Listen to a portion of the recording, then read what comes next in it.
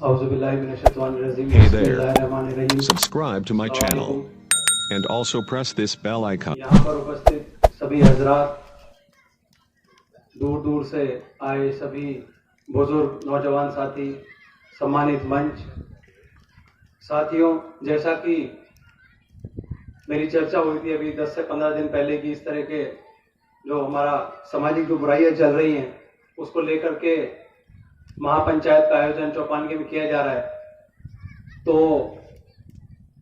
एक बहुत ही अच्छा कदम है। और जैसा मैंने देखा कि इससे पहले हमारी विधानसभा की अगर हम बात करें, तिजारा विधानसभा में, तो ऐसा सामाजिक बुराइयों को लेकर के इस तरीके से कार्यक्रम आज पहली बार हो रहा है। इसके लिए मैं जो भी इस कार्यक्रम के संयोजक है, जो भी जिन्होंने भी कार्यक्रम रखा है, उनको मैं बहुत बहुत बधाई देता हूँ, बहुत बहुत शुभकामनाएं देता हूँ कि जिस कदम से, जिस तरीके से पहल हम लोगों ने की है, तो जरूर इंशाअल्लाह ताला ये आगे चल करके ये पहल एक अच्छा रूप साबित होगी हमारे समाज के लिए, हमारे 36 बिरादरी के लोगों के लिए, और सभी लोग इससे सबक भी लेंगे कि किस तरीके से मेवात ने एक पहल की थी और आज थोड़े टाइम बाद चल करके बुराइयां पर कुछ जो बुराइयां थी वो कुछ खत्म हुई। तो साथियों, मैं विशेष तौर से अपने जो मेरे नौजवान साथी हैं जो हम उम्र हैं, उनसे मैं विशेष तौर से गुजारिश करूंगा कि जैसा कि हम लोग देखते हैं कि जो हमारी युवा पीढ़ी है उसको कोई भी लोग कभी भी आकर के बरगला जाते हैं। वो जैसे अभी आपने कुछ दिन पहले देखा होगा, एक वीडियो गेम चलता था बहुत ज्यादा, PUBG, तो मैं देखता था मेरे कई युवा साथी उसमें वीडियो गेम में लगे हुए हैं, PUBG में अपना पूरा टाइम वीडियो गेम में दे रहे हैं, माँ बाप का कहना नहीं मानते हैं, अपने जो मौलाना साहब होते हैं, जैसे गुरु होते हैं, उनकी तरफ से ध्यान नहीं देते हैं, पढ़ाई लिखाई में ध्यान कम है, बेरोजगारी आप देखोगे मेवात में कितनी बढ़ती जा रही है।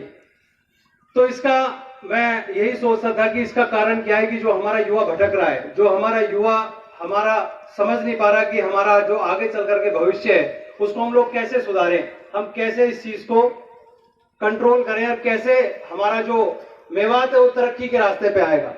तो मैंने बहुत सोचा, आप जितनी मेरी समझ थी मैंने उसी से दिमाग लगाया। आपने ध्यान दिया होगा, मेरे सभी साथी से मैं कहूंगा कि आपने ध्यान दिया होगा कि जितने भी युवा साथी, उसमें से मुझे लगता है 10% या 15%, बुरा मत मानना, 10 या 15% ही ऐसे मेरे भाई होंगे जो 5 वक्त की नमाज पढ़ते होंगे।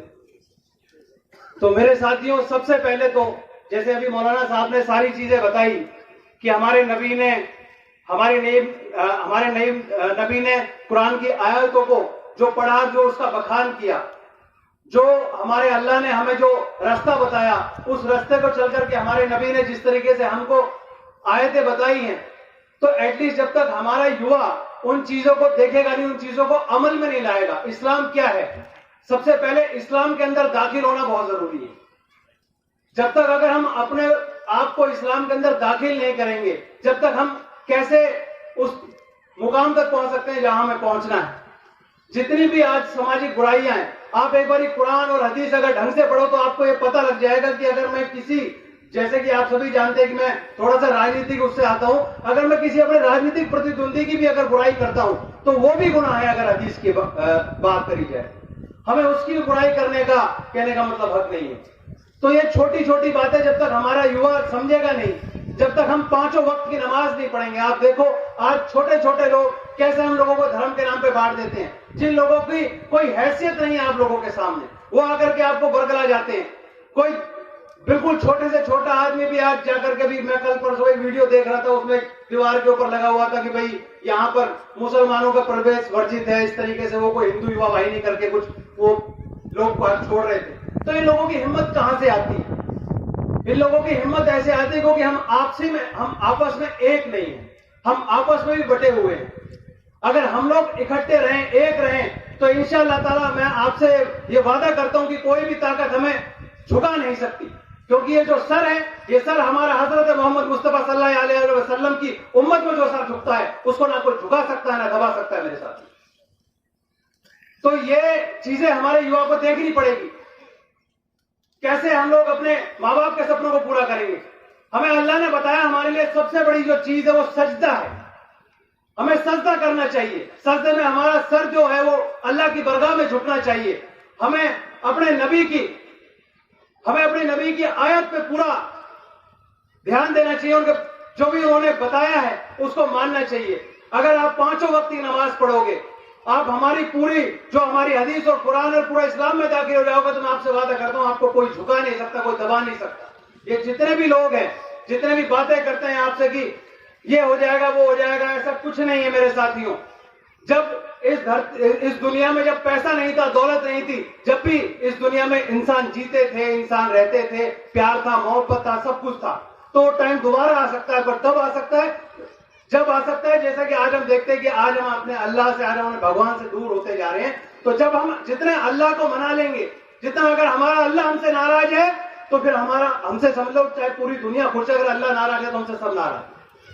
और अगर हमारा अल्लाह हमसे राजी है तो पूरी दुनिया मेरे खिलाफ हो जाए, मेरा कोई कुछ नहीं बिगाड़ पाए।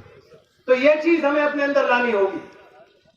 तो आज यहां पे जितने भी सब लोग बैठे हैं, जितने युवा साथी बैठे हैं, सब एक प्रण लेके जाएं, अपने आप से एक वादा करके जाएं कि आज हम जहां पर भी जाएंगे, जहां पर भी अपने घर पर भी जाएंगे, अपने घर पर भी चर्चा करेंगे कि आज हम पंचायत में गए थे और वहां पर जाकर के बात हुई थी, वहां पर जाकर के हमें बताया गया था कि हमारे जितने भी हमारी जो भी हदीस है, कुरान है, हम उसके अंदर पूरे दाखिल होंगे, हम पूरा पढ़ेंगे, अपने दीन को मानेंगे, इस्लाम के अंदर पूरा दाखिल होंगे। जितनी भी सामाजिक बुराई है, जैसे भी साहब ने बताया, शराब पीना, ये तो कहने का मतलब जुबान पे नाम भी नहीं आना चाहिए, तो बहुत हराम की चीज है। हमारे लिए जो चीज हराम है उसका तो नाम भी लेना नहीं चाहिए हमें।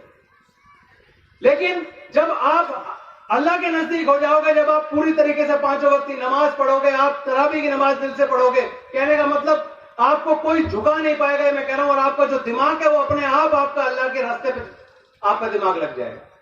तो मैं ज्यादा ना कहते हुए अपनी वाणी को विराम दूंगा। आप लोगों ने बुलाया, मान सम्मान दिया, उसके लिए बहुत बहुत धन्यवाद। अल्हम्दुलिल्लाह रब्बिल आलमीन। अस्सलाम वालेकुम साहब।